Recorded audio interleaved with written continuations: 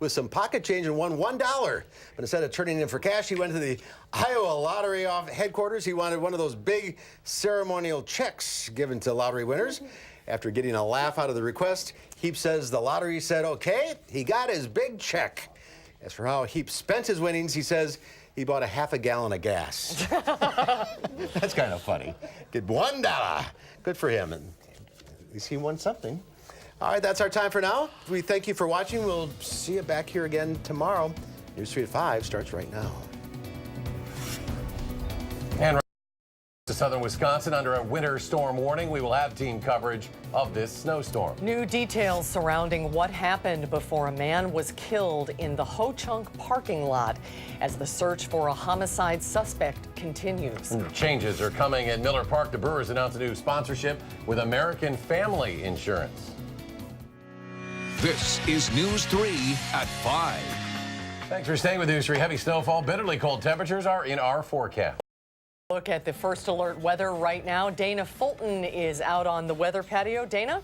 We've moved from flurries to light snowfall now, and this is where we're going to stay overnight. The snow just expected to continue throughout the evening. Much of Wednesday, so it is here to stay. Downtown right now, you can see, of course, we already have a blanket of snowfall, and it may double in size over the next 24 hours or so. Looking at our Doppler track, the snow has just really moved in the last 3 hours. We had some light flurries earlier this morning, but now the real snow is coming for us.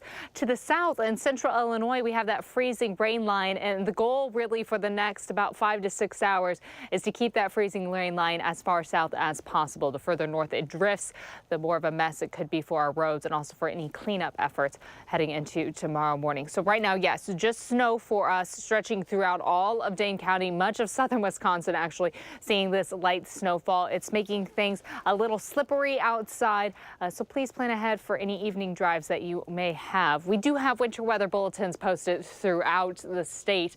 Winter storm warnings for us for most of southern Wisconsin. There to the west of that yellow line, you can see Grant County included into parts of northern Illinois and into Iowa. That winter storm warning will expire at 9 o'clock on Wednesday morning. That's as the snow really tapers from west to east. So that warning canceling first or expiring first at 9 o'clock in the morning. And then central southern and central or southeastern Wisconsin, they will still be under a warning until noon on Wednesday. So we're expecting a few more hours of snowfall in Madison. It may take a little longer to clean things up also with the roadways. Because of the slick conditions on the roads tonight and all of the snowfall on the way, we do still have an alert day in the forecast for tonight and early Wednesday morning. We're expecting anywhere from 3 to 5 inches tonight, with a total close to 5 to 10 inches for us by noon on Wednesday. So significant snowfall moving through for your evening. Make sure, again, plan ahead if you do have any driving plans tonight. I wouldn't recommend it.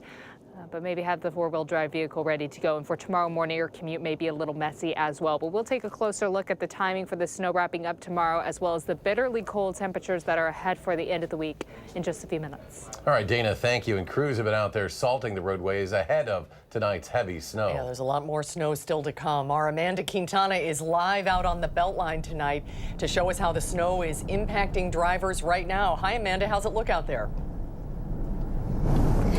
Yes, well, the Beltline is actually not that bad right now, but as we've been out here at 4 o'clock, that snow was still just a bit of a drizzle, and it was really making the roads really slippery. And now you can see that that is really starting to turn into those bigger snowflakes. So it is actually gathering on the roadway here out on the Beltline. Now, the good news is that 511 still lists the Beltline and all the highways around the Madison area in that green, which means that cars are still moving at a good pace. I don't see any accidents right now, so that's some good news. But I know DOT did already send out a few tips. They want you to know that there will probably be some accidents tonight. There's going to be some slippery conditions, so if you slide off the road, don't get out of your car. That's the number one tip that they have. Stay in your vehicle, put your flashers on, and call 911. But there will probably be a lot of slippery conditions out here, roads sliding onto the side of the highway. So don't get out of your car, stay inside and stay safe. So make sure that you're going slow and you're leaving a lot of room in front of you. But right now, slippery conditions, but it's not that bad yet. As the night goes on, I'm sure things will start to slow down here on the Beltline. We'll continue to check in with you. You be safe as well, you and photographer Jim Rader. Amanda, thank you so much. And people all over southern Wisconsin are bracing for this heavy snow. Amy Reed talked to people in Dodgeville and shows us how they're getting ready. Kids didn't have to come to school today, not just because of what's on the ground, but what's on the way. But while the fun started for some, the work started for others. Plows for Iowa County were on the roads at 6 this morning. That's one of 3 agencies working on the roads here in Dodgeville. They also have the township and the city. Before the snow falls, these drivers are mostly focused on prepping the roads by throwing down salt. And they have a word of advice for people who are thinking about driving in this storm. As always, we tell people if you don't have to go somewhere, then please stay home. If you need to be out, take your time and you'll get to where you're going. You know, just watch your speeds and slow down. Mechanics and tow drivers are also gearing up for tomorrow. They had cars in the shop getting work done ahead of the snow. Today was really just a warm-up. The real work starts tomorrow after we get some more snow, and those plow drivers will have to be back on the road at 3 in the morning. Reporting in Dodgeville, Amy Reed, WISC News 3. You'll want to check School Watch tomorrow morning, but as of right now, Dodgeville schools have not announced that they are going to be closed tomorrow. County and city crews are trying a lower sodium diet this winter season. They're cutting back on the amount of salt they use to de-ice the roads. Our Keely Arthur is live in Madison with the details. Keely? Well, Madisonians care a lot about our lake health, but they also care about road safety. That's why city crews are using rock salt alternatives like brining and sand to create traction on the roads and a little less contamination in our waterways.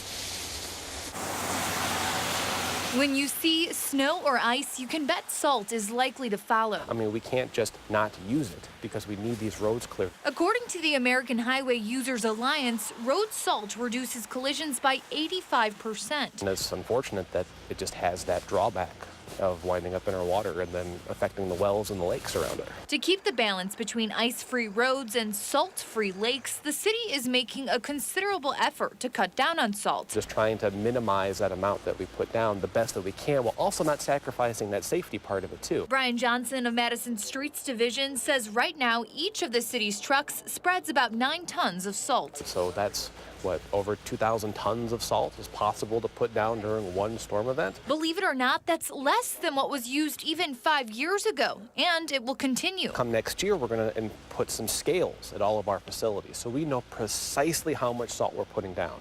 And with the GPS technology that we're getting on our trucks, we're going to know precisely where that salt is going, so we can get some more accountability across the board. If at all possible, the city, like the county, uses brine, a water and 23% salt solution, to de-ice some of their roads. That's one of the things we try to do, is use all the tools in our toolbox, not only to make the road safe, but try to do it in an environmentally responsible manner. We're trying to be better about this, and we're going to keep trying to be better about this because our water's at stake. And it looks like city and county crews are doing their job. Drivers are also being very safe. Things are very smooth out here on Verona Road. For more information on how to cut back on your salt footprint, go to channel3000.com. Keely Arthur reporting live. Keely, thanks. Weather conditions like the ones we are experiencing right now can be tough on your vehicle, no matter what kind of car you have. Nothing can prevent those little annoyances that we all have to deal with sometimes on the road. And coming up tonight at 6, there's Jamie Perez. She's going to show us a full list of things you can do to keep your frustrations to a minimum this winter. Her winter hacks coming up in the next hour. And be sure to stay informed about the weather 24/7. Simply download our Channel 3000 First Alert Weather and Traffic app. It is always free, and you can find it right now in your app store of choice. We're learning more details about the homicide that happened in a Ho-Chunk casino parking lot. 68-year-old Robert Pulvermacher was charged with first-degree intentional homicide Friday, accused of killing 88-year-old Harold Johnson, whose body was found last week in his vehicle parked outside inside the Ho-Chunk Casino and Convention Center. Authorities also issued an arrest warrant for Pulvermacher and asked for the public's help in finding him. He was last seen on the east side of Madison. During an autopsy, a forensic pathologist found Johnson had 5 stab wounds, 2 to his neck. The complaint says Johnson's daughter told police that her father loaned $100 to Pulvermacher. Video surveillance showed them inside the casino and heading out to Johnson's car on January 13th. They were together for about 20 minutes. While they were in Johnson's car, Pulvermacher exited the car and went back into the casino alone. Police said Johnson never got out of the car and nobody else entered or exited the car until a security officer opened the door to check on Johnson the next day and discovered the body. We are just a couple hours away now from Governor Tony Evers' first State of the State address. We know tonight Governor Evers will use his speech to call for bipartisanship and for lawmakers to take up the budget he proposes and not write their own. Some of the priorities he'll focus on include the economy, making communities healthier, and spending more on our schools. The address is scheduled to begin at 7 o'clock tonight. We'll stream it live at channel3000.com and on our Channel 3000 Facebook page. The battle over coverage for pre-existing conditions is underway tonight. The State Assembly taking up that measure that would guarantee health insurance if the federal Affordable Care Act were to be repealed. Rose Schmidt joins us live at the state capitol. She has the very latest. Rose?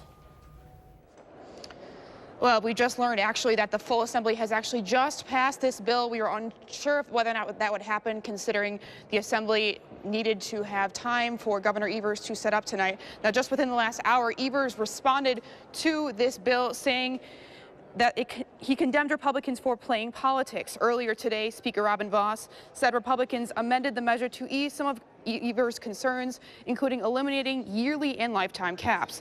But Minority Leader Gordon Hins complained the measure did not go far enough and said Republicans, if they really wanted to protect pre-existing conditions, they would withdraw Wisconsin from a lawsuit to disband the ACA. My colleagues will say that they believe Obamacare is the real solution. The reality is that there's no guarantee the Affordable Care Act will remain in place. So it might sound well in principle, and people probably will say it's great to do this, but in reality, if the law is declared unconstitutional, the ACA, and nothing is done, this would be a Band-Aid at best. Senate Majority Leader Scott Fitzgerald is not saying whether or not the Senate will vote on this bill, but Republicans, considering they did not meet Governor Evers' demands, it's unclear whether or not the governor will sign it. And we've learned that this bill was actually bipartisan with a vote that just passed within the last 5 minutes or so. All right, I'm going to send it back to you. All right, Rose Schmidt live at the state capitol. Rose, thank you. Miller Park will soon have a new name. The Brewers announced a new sponsorship with American Family Insurance. That includes naming rights to the ballpark, but that new name won't be announced until a later date, and officials didn't indicate when the new name would be revealed. Miller Park will be the home of the Brewers. It'll be called Miller Park for this 19th year in 2019. The new long-term agreement with American Family will begin in 2021. It will continue for 15 years. More to come at 5. Up next, Senate Republicans take up the president's plan to end the government shutdown. And the Supreme Court weighs in on the Trump administration's transgender military service policy, what the decision means for transgender troops. First day this week of trading, a rocky one on Wall Street. The Dow off more than 300 points. The Nasdaq lost 137, while the S&P 500 tumbled 38 points. We'll be right back.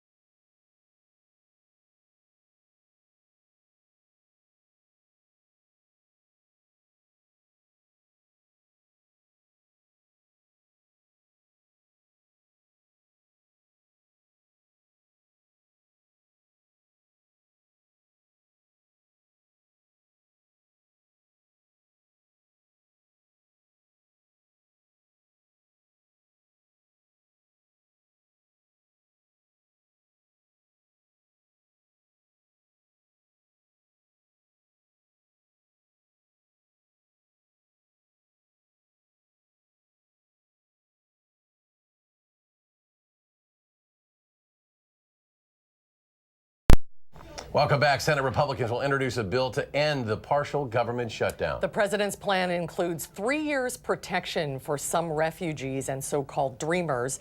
It also includes $5.7 billion for a border wall. Democrats are demanding the president reopen the government before negotiations on border security can begin. First, President Trump said, "Give me the wall or I'll shut down the government." Then President Trump said, "Unless you give me the wall, I'll keep the government shut down." The proposal outlined by President Trump that we'll consider here in the Senate is the only proposal, the only one currently before us that can be signed by the president and immediately reopen the government. A deal would have to be reached by midnight tonight in order for federal workers to receive their next paycheck on time. And so far, there is no sign that that will happen. The Supreme Court has voted 5-4 to allow the Trump administration to restrict transgender military service while challenges to the policy make their way through the lower courts. DNC Chair Tom Perez said in part, quote, "This ban is nothing more than bigotry codified into law and an insult to all who have worn our nation's uniform." The Pentagon maintains the policy is not a ban on service by transgender persons and said it is critical the department be allowed to implement personnel policies it determines are necessary. Nominations were announced this morning for the Academy Awards, and history was made in the Best Picture category. Marvel's Black Panther becomes the first superhero movie to earn a Best Picture Oscar nomination.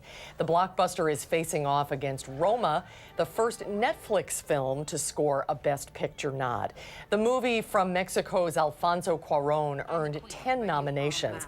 It's tied with the period drama The Favorite for the most nominations. Rounding out the category are A Star is Born, Green Book, Black Klansman, Bohemian Rhapsody, and Vice. Lady Gaga is the first person who has been nominated for Best Actress and Best Original Song in the same year. And we turn now once again to get a closer look at that forecast and the concerns that it presents to us this evening. Dana Fulton. We are really expecting a snowy night for us and a snowy start to our Wednesday. Right now it's falling in Madison, and it is thick, white, heavy flakes for us right now. We're not talking about just light flurries. And because the snow is going to continue to fall fairly steadily overnight, we have several winter weather bulletins that affect winter storm warning for all of southern Wisconsin. Again, to the west of that yellow line will expire at 9 a.m. As the snow tapers from west to east, we're going to expect those warnings on the eastern side of that line. So south central and southeastern Wisconsin will be under winter storm warnings until noon on Wednesday. To the north, a winter weather advisory. Same goes to the south into central Illinois. Here's a look at our Doppler track right now. Almost all of southern Wisconsin currently seeing snowfall. And this image really isn't going to change for us much overnight. May see a few spots get heavier snowfall at times and other areas get lighter snowfall. But it is just going to continue and continue and continue as this area of low pressure actually centered over Missouri right now. We're getting ready to move into Missouri, is pushing all of this moisture through the Midwest and most of Missouri and central Illinois. They're talking about rain, but again into Wisconsin, stretching all the way through the state, we will be talking about snowfall. The question mark, of course, is where that freezing line is going to end up landing later on this evening. As we look at a bigger picture here, notice the mix between snow and rain starts to get very close to the state line, and that can really make some roads quite messy and clean up even more difficult. If the rain comes through along with the snow, or even just some freezing rain comes along with the snow, then we'll start talking about icy conditions. So the further south that line could be, the better off we're going to be in Wisconsin. Overall, it doesn't get close until about after or around midnight. From 9 to midnight is when that line starts to get close. The good news, by Wednesday morning, we aren't looking at any threat for freezing rainfall. However, for your morning commute, it is still going to be snowing outside. It still will be slick on the roads. Any moisture on the roads isn't a good setup for driving, of course. So please plan ahead with your Monday morning commute. Give yourself a little extra time. Throughout the day on Monday, our snowfall will gradually end, and we may see a little bit of clearing for us, actually, by the end of Wednesday. A very, very slim chance, but we'll be keeping a close eye on it. So again, a closer look here.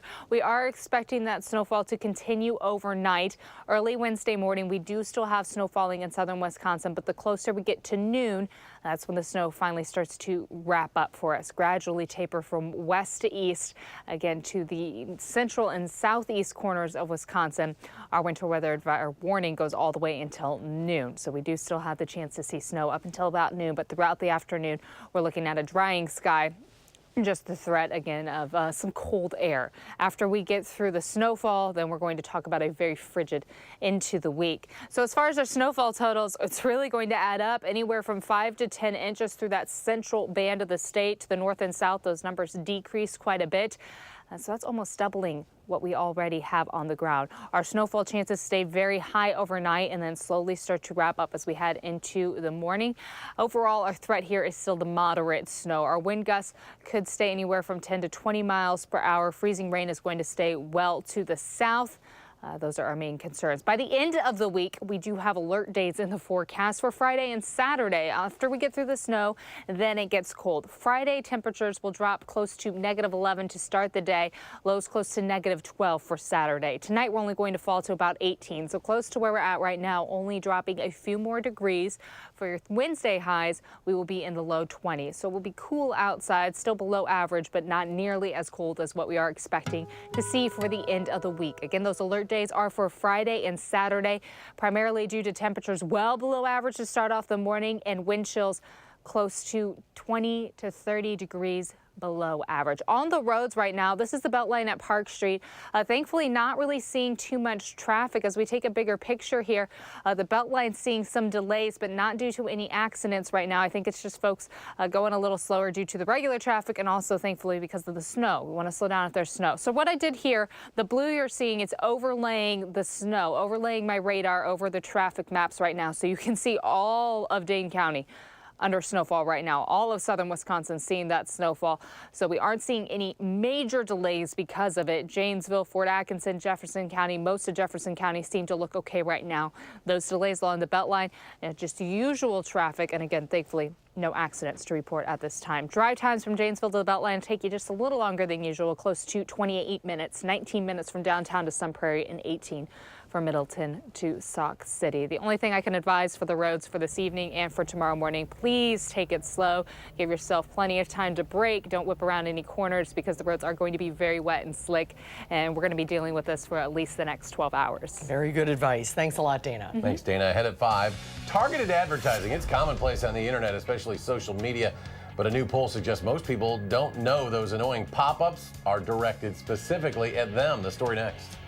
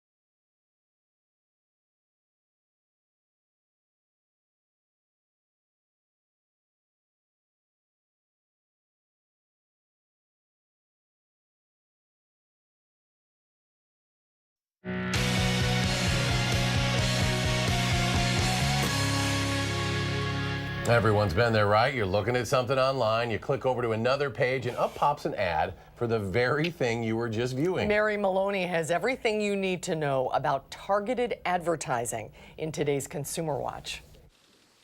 Facebook CEO Mark Zuckerberg testified last year before a congressional committee, assuring lawmakers in the wake of the Cambridge Analytica breach that users have complete control over the information they share on the platform.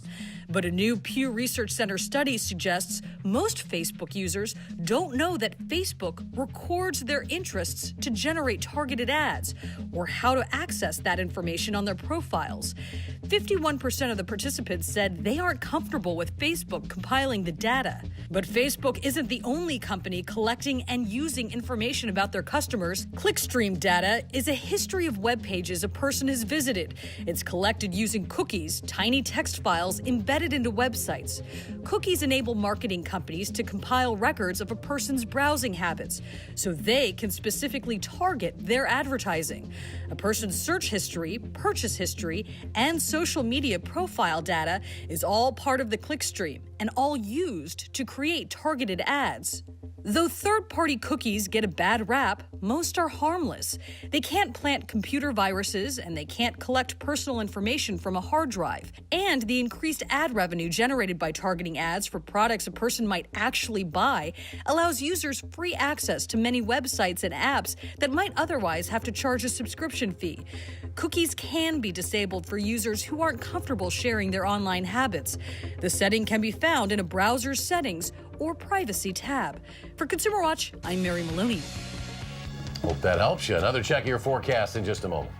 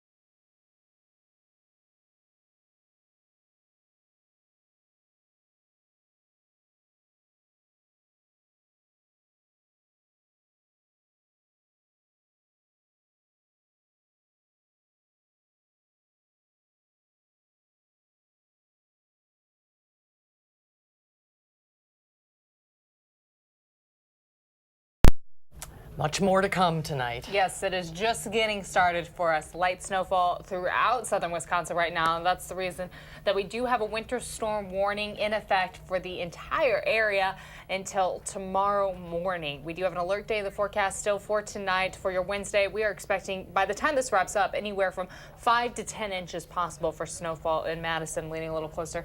We'll go right in the middle with 7 for us. Notice by the end of the week, though, it is much colder outside. Temps will drop well below 0 for overnight lows with wind chills close to -30 to start off Friday and Saturday. So bundle up even after the snowfall. An ice box by Friday. Yes. Dana, thank you. We're back in 30 minutes with more updates.